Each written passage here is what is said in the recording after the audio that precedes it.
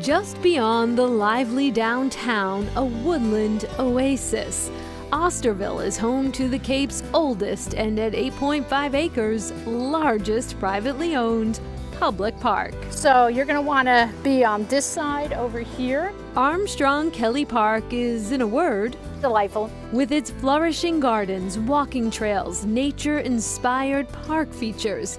Betsy Payne Cook with the Falmouth Artists Guild says it is a popular stop on her art class tour. This park is lovely. We were coming here for many years. Try to use the side of your drawing tool. I teach adults pastel painting. And in this case, it's plein air painting, which means that I'm teaching them how to paint outdoors. The trustees took over a few years ago to preserve what was here. It's really important to have a little space to getting out in nature and really connecting. But before that, for close to 100 years, the park was overseen, cared for, cultivated by the Cape Cod Horticultural Society and its volunteers.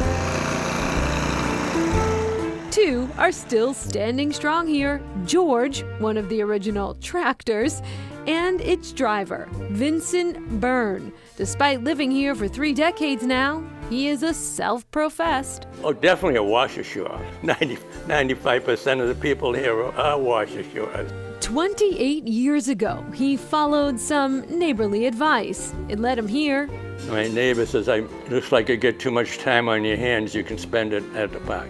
And so he did. This place has seen a lot of change over time. He says what you see here today is in large part credit to the foundation the volunteers created, though he doesn't take credit himself. Grumpy old men, and those were the male volunteers, but we had gorgeous gals.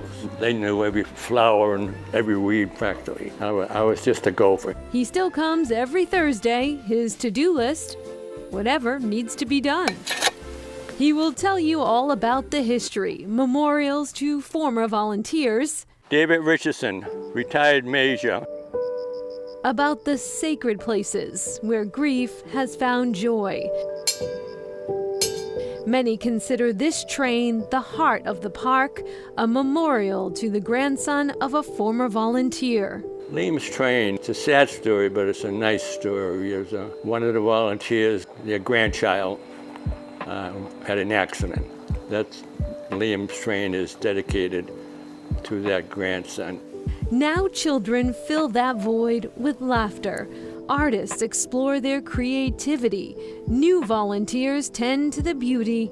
And for Vincent, well, he isn't going anywhere anytime soon. I'm gonna be here till they carry me out.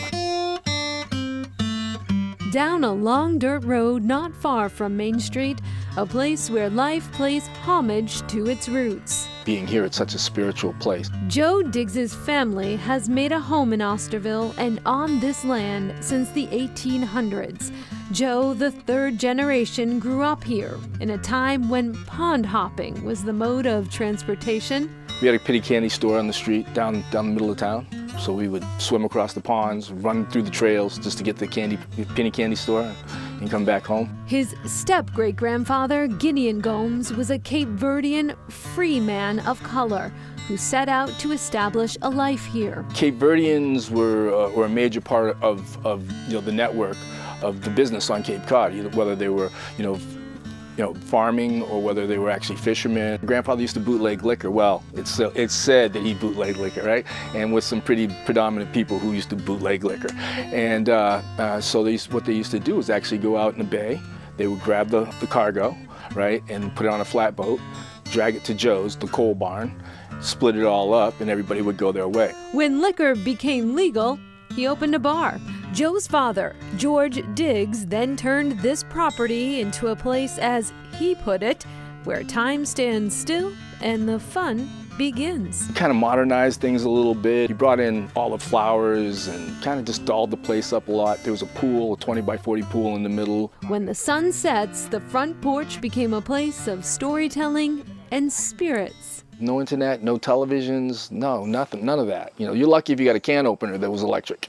You know, he just wanted everything to be simple. We sit out there every day that we can, you know, kind of cheer the day. Joe has continued that tradition, still enjoys those front porch conversations, and uses the colorful history as inspiration for his canvas. I paint these portals of people coming back and forth through history, so I actually bring some of the people who were here back in the 40s and 50s back to and make them contemporary and put them with the houses now. My sister, myself, and my older brother Craig. Despite their long legacy in Osterville, he says there is very little in the history books about his family. We're not going to be erased. I'm going to paint as much as I can and sprinkle as many of these things out in the world as possible so that people will remember.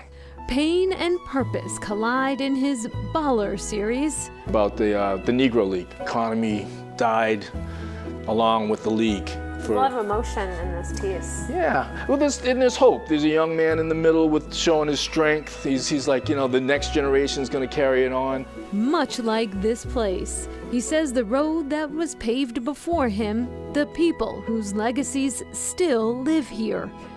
It's priceless. A few people have come up and said, yeah, how much would it cost? I'm like, can you find me another place like this?